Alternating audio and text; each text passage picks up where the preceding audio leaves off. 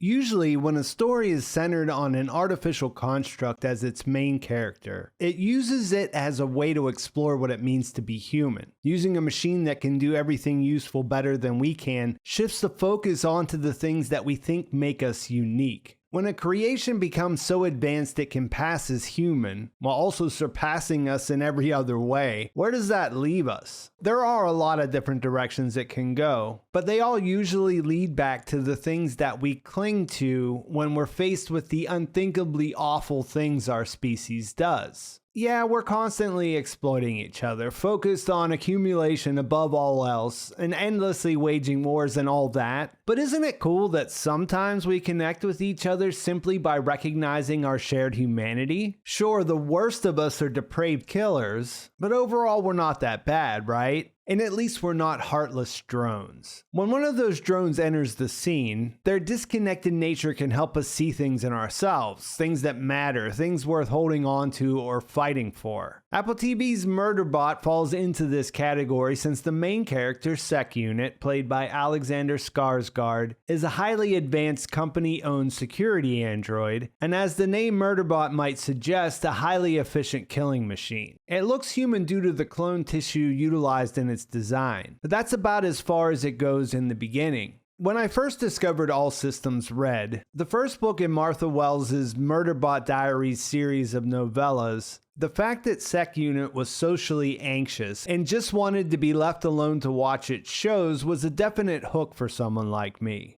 SecUnit extrapolates most of what it knows about humans from the long-running serial The Rise and Fall of Sanctuary Moon. His insistence that it's premium quality entertainment is the first clue that he's an unreliable narrator. The show not only influences his thinking, but also has a direct effect on his internal dialogue. And it's his dry humor, sarcasm, and deadpan takes that are really the draw of the first book. It's amusing and disarms you in a way that it almost feels like a comedy until it hits you towards the end that it's a story about emancipation. That's when it also fully sets in that it's not exactly the kind of story I was talking about in the opening of the video. The show faces a challenging task, adapting something that works so well precisely because you experience it through the main character's point of view, and trying to tell it while we watch SecUnit from the outside. They were fortunate enough to get an actor who can say a lot with what amounts to a blank reaction, but it does require some extra steps to reach the same destination. The good news is that by the end it gets there, and the show manages to pull off a very satisfying conclusion that left me feeling just about the same as I did when I finished the first novella. At the beginning of the show's first episode, Murderbot hacks his governor module to experience freedom for the first time. SecUnits are designed to perform a variety of security-related tasks, and like most robots, their programming dictates that they follow all the orders humans give them. Hacking its governor module means it's no longer compelled to do that, which is to say it achieves autonomy, but at that point it's still property.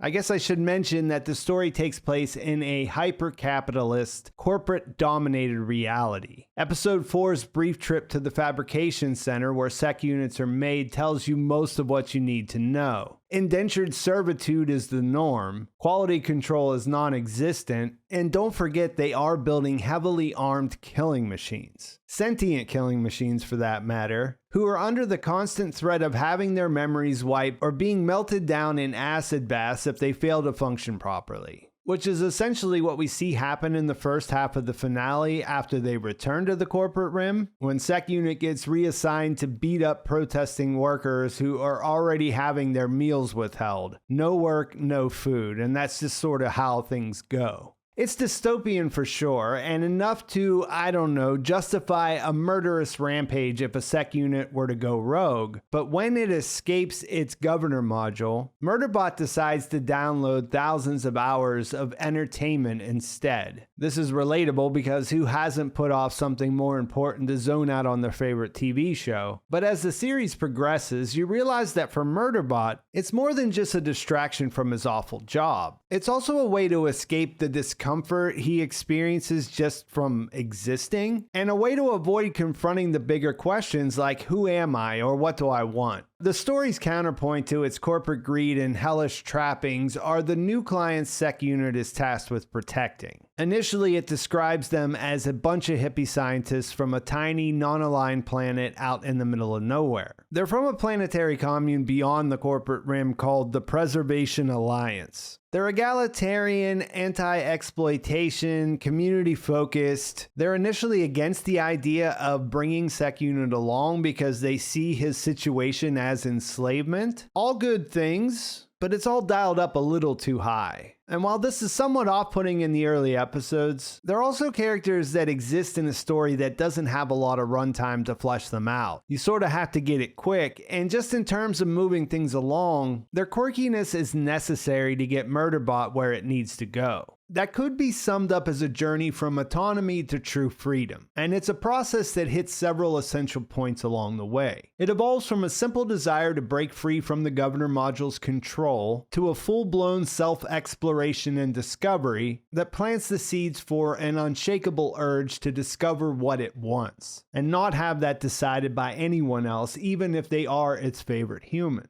That's it. That's the explanation of the ending. By rejecting Mensa's offer to be its guardian and the chance to live amongst free people on Preservation Alliance, Murderbot is choosing not to be a pet or more human by learning how to fit in, and shifting away from mindlessly binging its shows to actively developing something for itself now that it's off inventory. Mind you, shifting away from the entertainment feeds in that moment. I don't think we should expect it not to mindlessly consume premium quality entertainment in future seasons, which, if you haven't seen the news, Apple TV Plus did announce the show's been renewed for a second season. To shift back towards the points along the way, the trickle-down effects of the profit-driven dystopia are what apply the pressure. With Pressox stumbling on Grey Chris's illegal mining of alien artifacts that are valuable enough that they're willing to kill potential witnesses to avoid losing their booty. Their plan is to make it look like SecUnit's malfunction to go rogue as a way to cover up their murders. One of their agents, Labibi, infiltrates the Preservation Ox team by pretending to be a survivor from one of the other survey outfits they massacred. When Murderbot dispatches her, the violence freaks out the Pressox team, and it comes to light that SecUnit is operating without a Governor module. It's through this tension in the 7th and 8th episodes of the series that Murderbot starts to reluctantly experience genuine emotion related to the group of humans he's been protecting. It's worth underlining this idea that the feelings are genuine here, because trying to downplay their existence and the discomfort they create is a big part of the transformation through the middle of the season. Murderbot isn't mimicking human behavior to understand them better. It is feeling emotions that it tries to write off as it prefers to think of itself as an unaffected observer. While the depiction of SecUnits as equipment that belongs to the corporation and how that allows it to do a host of unsavory things to them is front and center, the human cost of the systems in place in the Murderbot universe is highlighted through Garathan, who serves as SecUnit's primary foil on the Pressox team for most of the season. As an augmented human, at first he just seems to be prejudiced against SecUnits in general. When we learn about his painful past of being controlled through an addiction to proprietary drugs to function as a corporate spy for the company, we realize that his skepticism and mistrust are focused in that direction, not on SecUnit in particular, beyond the fact that they own it. The beginning of the resolution to their tension happens in episode 8, when SecUnit sees inside Garathan's mind while he's in there accessing his neural implants to block his pain receptors after Labibi shot him. It's no coincidence that this is a direct result of his corporate facilitated addiction, or that it helps set up his getting to see inside SecUnit's mind. They each learn a secret. SecUnit learns about Gora's unrequited love for Dr. Mensa, while he gets a glimpse of Murderbot's repressed memory of killing 57 miners. This is something that comes up throughout the series, and something that Murderbot doesn't truly understand itself.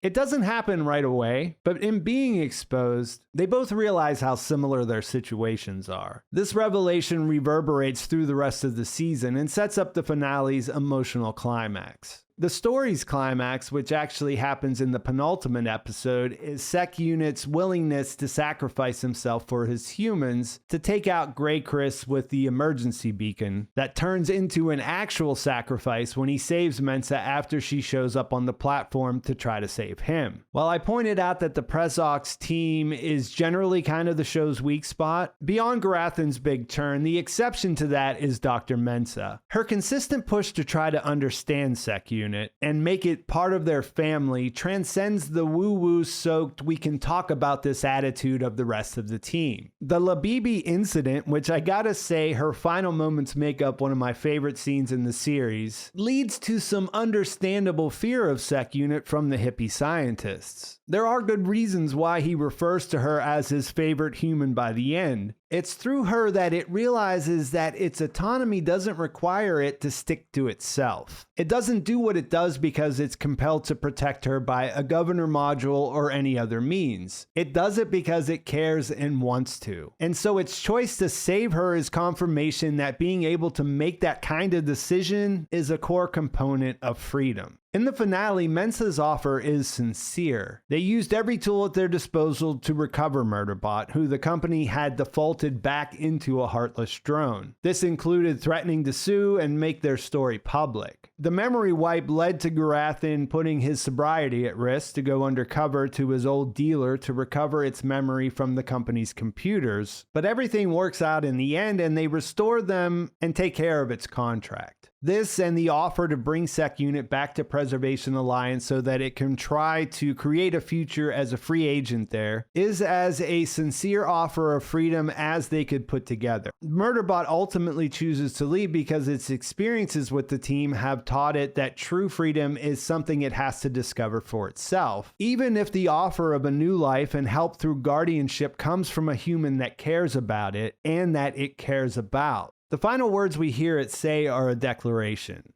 I don't know what I want, but I know I don't want anyone to tell me what I want or make decisions for me, even if they are my favorite human. It says this as it boards a transport ship to leave and strike out on its own. And we see Mensa make that emotional realization in her room after she wakes up to realize SecUnit was no longer there. It's enough to make you have an emotion. But the real gut punch comes from the heartfelt final interaction with Garathan that I hinted at earlier. By the end, the mistreatment they both experienced under corporate control has made them allies. And their final exchange neatly wraps up SecUnit's journey to that point and decision to leave. While Mensa has been its champion, Garathan is best positioned to understand the choice. Plus, Mensa would have tried to change its mind because that's just who she is, and while it's a nurturing response, it also inadvertently restricts its agency. Garathan gets it, maybe not the first time it says it needs to check the perimeter, but eventually, and when he says the tearful thank you to essentially himself after SecUnit leaves, his willingness to let it go makes perfect sense.